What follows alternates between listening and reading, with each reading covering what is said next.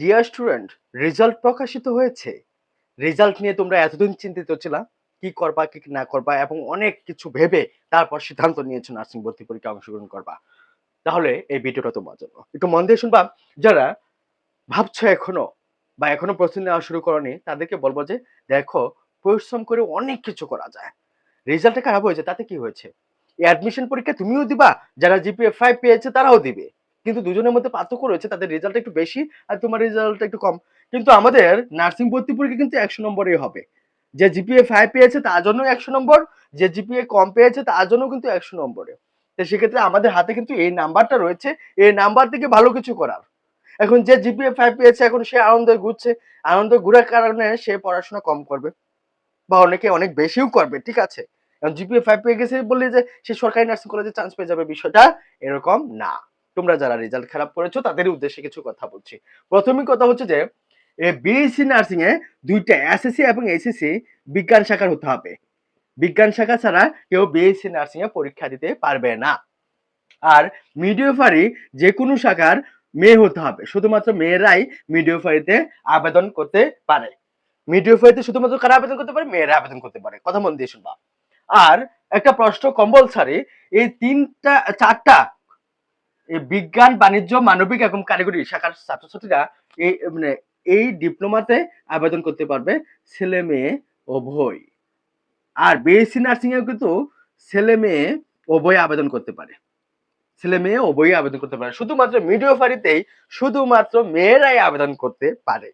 ওকে, সেই ক্ষেত্রে আমরা প্রতি বছর মিডিওফারি সহজ, মিডিওফারি সহজ, মিডিওফারি ভালো না, মিডিওফারি ভালো না, ডিপ্লোমা ভালো, ডিপ্লোমা ভালো, বিএসসি ভালো, বিএসসি ভালো, এগুলা শুনতে শুনতে বাবা কান জ্বালা ফালা হয়ে গেছে। তুমি নিজেকে যত চালাক মনে করো, মিডিওফারিতে শুধুমাত্র মেয়েরা আবেদন করবে, এই জন্য গত বছর এর আগের বছরের ন্যায় 2 গুণ 3 গুণ স্টুডেন্ট বেশি আবেদন করেছে, যার কারণে মিডিওফারিতে চান্স হওয়াটা প্রায় বিএসসি নার্সিং এর সমান হয়েছিল। তোমরা যারা সেকেন্ড টাইমার এবং থার্ড টাইমার রয়েছে, তারা আশা করি এই কথাটা কতটুকু যুক্তিসঙ্গত বলেছি এটা বুঝতে পেরেছো এবং তুমি জানো, তাই না? এখন আসি একটা কম্পালসারি প্রশ্ন, যে কারিগরি শাখা থেকে আমি পড়েছি, আমার কি ওই বিএনএমসি তে গিয়ে কোনো কিছু করতে হবে নাকি আমি আবেদন করতে পারবো নাকি কোনো সমস্যা হবে?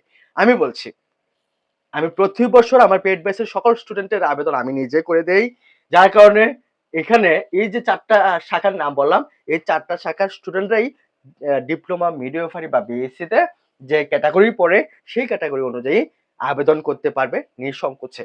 আরেকটা প্রশ্ন হচ্ছে, তার টাইম এই বছর থাকবে? হ্যাঁ, তার টাইম থাকবে, তার টাইম বন্ধ হবে না। তো সেক্ষেত্রে অসংখ্য তার টাইমাররা অলরেডি প্রস্তুতি নেওয়া শুরু করেছে, তুমিও প্রস্তুতি নেওয়া শুরু করতে পারো। এরপর হচ্ছে রেজাল্ট। আমাদের টোটাল এমসিকিউ পরীক্ষা হবে, এমসিকিউ পরীক্ষা হবে 100 নম্বরের। আর রেজাল্ট জিপিএ উপর হচ্ছে 50 নম্বর। এখন প্রশ্ন হলো যে এই 50 নম্বর কিভাবে বের করব? দেখো, তোমার পয়েন্ট আমি একটা পয়েন্ট ধরে বোঝাচ্ছি, তুমি তোমার পয়েন্ট দিয়ে করবা। ধরো তোমার পয়েন্ট হচ্ছে এসএসসি তে 4 পয়েন্ট, আর 5 দিয়ে গুণ দিবা। আর এসএসসি তে তোমার পয়েন্ট 3, তে 5 দিয়ে গুণ দিবা। 4 5 20 আর 3 5 15, অর্থাৎ তুমি টোটাল 50 নম্বর থেকে 35 নাম্বার পেয়ে আছো রেজাল্টের মাধ্যমে। আর তোমার 100 নম্বর যে আছে, এই 100 নম্বর থেকে তুমি যত বেশি পাবা সবার থেকে, সে তারাই শুধুমাত্র চান্স পাবে। এখন একটা কথা বলে আমাকে, স্যার আমার রেজাল্ট এত, আমার কত পেলে চান্স হওয়ার সম্ভাবনা রয়েছে? দেখো, আমরা বিগত সালের 10 বছরের প্রশ্ন অ্যানালাইসিস এবং রেজাল্ট অ্যানালাইসিস করে যে কথাটা বলি, প্রায় কাছাকাছি চলে যায়। এই বছর নার্সিং ভর্তি পরীক্ষা প্রশ্ন কঠিন হবে না সহজ হবে নাকি মিডিয়াম হবে, কিছুই ধারণা করা যাচ্ছে না। তো সেক্ষেত্রে তোমাকে এখন তোমার মিনিমাম ডিপ্লোমাতে পরীক্ষা দিলে, ডিপ্লোমাতে পরীক্ষা দিলে 118 কাছাকাছি টার্গেট রাখতে হবে। মিডিওফারিতে আবেদন করলেও 115 বা 118 কাছাকাছি টার্গেট রাখতে হবে। আর বিএসসি তে 120 টার্গেট রেখে পড়াশোনা করতে হবে। এটা বাড়তেও পারে আবার কমতেও পারে। প্রশ্ন যদি মোটামুটি স্ট্যান্ডার্ড হয়, স্ট্যান্ডার্ড তো সবসময়ই হয়, মানে খুব বেশি কঠিন হয় তো এই মানটা কমে যাবে। আর যদি প্রশ্ন সহজ হয় এটা বেড়ে যাবে। আর সেকেন্ড টাইম এবং থার্ড টাইমারদের উদ্দেশ্যে বলছি, তাদের জন্য একটা সুবর্ণ সুযোগ। কারণ হচ্ছে 2000 এসএসসি 2025 ব্যাচের ছাত্রছাত্রীর পয়েন্ট খুবই খুবই খুবই কম, খুবই কম, খুবই কম। এরা রেজাল্টের দিক থেকে অনেক অনেক পিছিয়ে। তো সেক্ষেত্রে যারা সেকেন্ড টাইমার এবং থার্ড টাইমার রয়েছে, যাদের জিপিএ 4 এর উপরে আছে, তাদের জন্য কিন্তু প্লাস পয়েন্ট। আর ফার্স্ট টাইমার এবং সেকেন্ড টাইমারদের মধ্যে একটা বড় পার্থক্য হচ্ছে, ফার্স্ট টাইমাররা আগামী 6 মাস বা যতদিন নার্সিং ভর্তি পরীক্ষার সময় পাবে, তারা জানতে জানতে জানোয়ার হয়ে যাবে। মানে হচ্ছে অমুক ভাইয়া, তমুক আপু, অমুক স্যার, তমুক ম্যাডাম সবার কাছে গেলে জানতে চাইবে, স্যার পরীক্ষা কবে, স্যার কি পড়ব, স্যার কি হবে, স্যার এই হবে সেই হবে। এই যে জানতে জানতে জানোয়ার হয়ে যাচ্ছে, এই থেকেই ওদের চান্স পাওয়ার প্রবাবিলিটি 0% হয়ে যায়। আর সেকেন্ড টাইমাররা অলরেডি এটা হোঁচট খায়।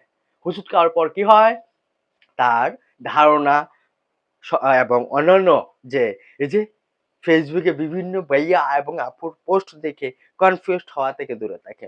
অলরেডি আমার কাছে হাজার হাজার প্রশ্ন আসতেছে কনফিউজিং মূলক। এটা কারণ কি, ফেসবুকে বিভিন্ন তথ্য জানছে। এবং আমাকে অনেকেই বলে যে স্যার এই বছর জানি নার্সিং ভর্তি পরীক্ষা উঠিয়ে দিবে, জিপিএ এর মাধ্যমে চান্স নিয়ে নেবে বলে শুনলাম।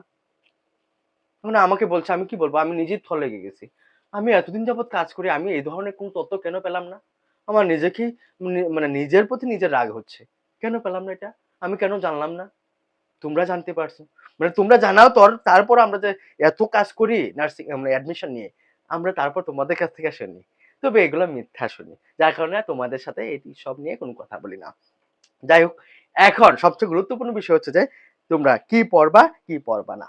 ডিপ্লোমা এবং মিডিওফারি এবং বিএসসি সকল প্রশ্ন আলাদা আলাদা হয়, তোমরা অলরেডি শুনেছো। আমাদের শুধুমাত্র বিএসসিটা আমি দেখাচ্ছি, ভিডিওটা যেহেতু বড় হয়ে যাচ্ছে। বিএসসি নার্সিং এর জন্য আমাদের সম্পূর্ণ আলাদা এক সেট বই, একটু দেখো। ইংরেজি, জীববিজ্ঞান, তারপর হচ্ছে রসায়ন বিজ্ঞান, তারপর হচ্ছে সাধারণ গণিত, এরপর হচ্ছে সাধারণ জ্ঞান, তারপর হচ্ছে বাংলা, তারপর হচ্ছে নার্সিং প্রশ্ন ব্যাংক, এরপর হচ্ছে পদার্থবিজ্ঞান। এখানে টোটাল 8টা বই, আরেকটা বই আছে নার্সিং কি মডেল টেস্ট। এই টোটাল 9টা বই একটা স্টুডেন্ট যদি ভালোভাবে সম্পন্ন করতে পারে, আমি মনে করি তার চান্স পাওয়া কেউ আটকাতে পারবে না। এবং আমাদের বইগুলো অত্যন্ত ছোট, এগুলো এক ধরনের শীটই বলা যায়। হ্যাঁ, তোমরা যেখানে এত মোটা মোটা বই পড়বা, পড়েও দেখা যাবে যে ভালো অধিক জানলে ভুল হওয়ার সম্ভাবনা বেশি থাকে। আর এই বইগুলো সম্পূর্ণ সাজেশন ভিত্তিক আকারে, খুবই ছোট, এবং ইনফরমেশন যতটুকু দেওয়া দরকার ততটুকুই দেওয়া হচ্ছে। আর এই বই পড়ে বিগত সালে বিভিন্ন স্টুডেন্টরা চান্স পেয়েছে। আশা করি এই বছরও খুব ধামাকা একটা রেজাল্ট আসবে আমাদের ব্যাচ থেকে।